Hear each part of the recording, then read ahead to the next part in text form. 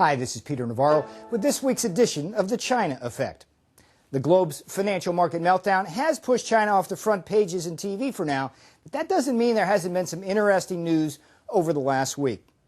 Number one, Wu Yi, China's so-called Iron Lady, has been appointed to head a cabinet-level panel on food and product quality. This may be really good news because it may signal Wu's transition from top trade negotiator to a more domestic task better suited to her totalitarian personality.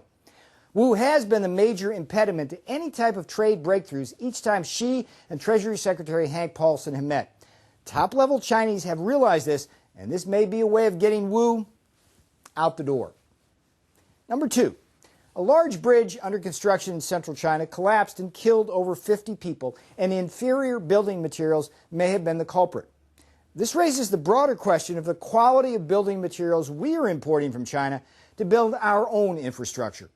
One rumor, for example, has it that at least some of the steel in the recent renovation of the San Francisco-Oakland Bay Bridge project may be coming from China. Then there's plywood. Turns out that Chinese plywood is studded with formaldehyde, which can be released as a toxin into our homes. Number three, China's aviation authority has announced a ban on the founding of new airlines before 2010. Interestingly, the Financial Times did notice a bit of protectionist flavor to the ban. It turns out that airlines that use Chinese-made regional jets will be getting an exemption. That's bad news for companies like Boeing and Airbus. Number four, and more bad news, with the inflation rate in China now hitting a 10-year high. China has been exporting deflation for years now, but runaway inflation in China would be very bearish for world financial markets. So watch this one very carefully.